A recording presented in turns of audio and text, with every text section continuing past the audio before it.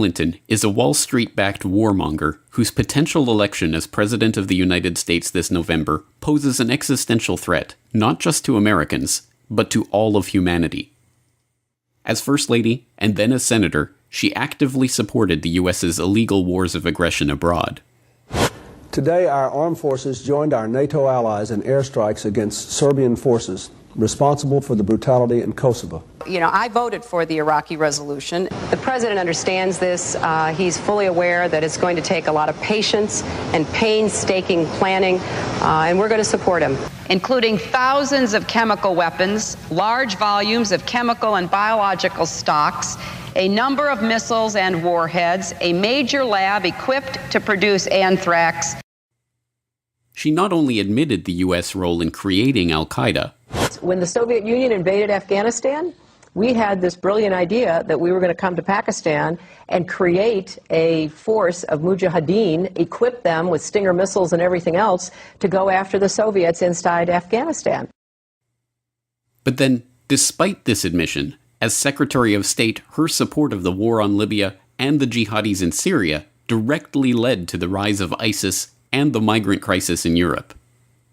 The transition to democracy in Syria has begun, and it's time for Assad to get out of the way. President Assad is not indispensable, and we have absolutely nothing invested in him remaining in power. I think that based on definitions of war criminal and crimes against humanity, there would be an argument to be made that he would fit into that category.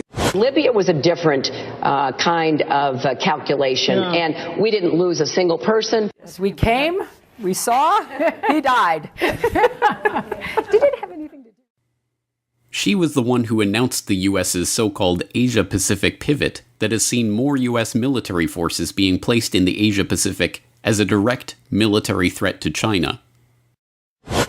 And we look to the Asia-Pacific region, as we have for many decades, as an area where the United States is uniquely positioned to play a major role. The United States is not ceding the Pacific to anyone. And she has stated in no uncertain terms that Russia and Iran will be militarily targeted in a Clinton presidency, and that the nuclear option is, as always, on the table. And we will make sure the Iranians and the world understand that the United States will act decisively if necessary, including taking military action. There will have to be consequences for any violation by Iran, and that the nuclear option should not at all be taken off the table. That has been my position consistently. And Russia has to support the international community's efforts sincerely or be held to account. That Russia and China will pay a price because they are holding up progress, blockading it, that is no longer tolerable. And unlike her many, many political statements of convenience that are merely a reflection of whatever is most politically acceptable at the moment. Do you think New York State should recognize gay marriage? No. No. Okay. I support marriage for lesbian and gay couples. I represented Wall Street as a senator from New York, and I went to Wall Street in December of 2007, before the big crash that we had, and I basically said, cut it out.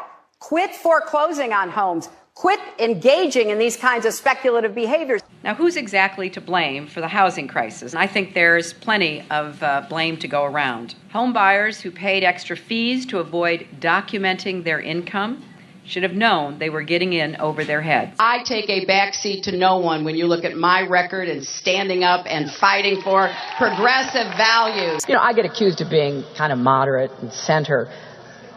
I plead guilty. We went through a thorough process to identify all of my work-related emails. The lawyers doing the sorting for Secretary Clinton in 2014 did not individually read the content of all of her emails, So that the emails were immediately captured and preserved. There was no archiving at all of her emails. We can be assured that these threats of potential nuclear world war by Clinton are not idle threats. A future Clinton president would be assured of a like mind in the new Prime Minister in the UK, who has stated in no uncertain terms that she is willing to launch a nuclear strike that would kill hundreds of thousands. Let me congratulate the Prime Minister on her new role. But can we cut to the chase? Is she personally prepared to authorise a nuclear strike that could kill 100,000 innocent men, women and children? Yes. And I have to say to the honourable gentleman, the whole point of a deterrent is that our enemies need to know that we would be prepared to use it. Hillary Clinton is a neocon, a war hawk, a liar, an unindicted criminal, and a Wall Street puppet. Michelle Chossudovsky of globalresearch.ca points out, this election is fundamentally different. This time, the fate of the world hangs in the balance. In so many words, Hillary Clinton's foreign policy stance is, quote unquote, to blow up the planet. She has made statements to the effect that a first strike nuclear attack against Russia or Iran is on the table, so that if she is in the White House, she could in fact unleash the unspoken, which is World War III. I think this is something we have to address, both in terms of analysis, but in terms of political choice, so that anybody who wants to blow up the planet is not progressive. Secondly, she has a criminal record. Not only in regards to the email scandal, but also in relation to the Clinton Foundation, which is involved in fraud, money laundering, political cronyism, etc. It is amply documented.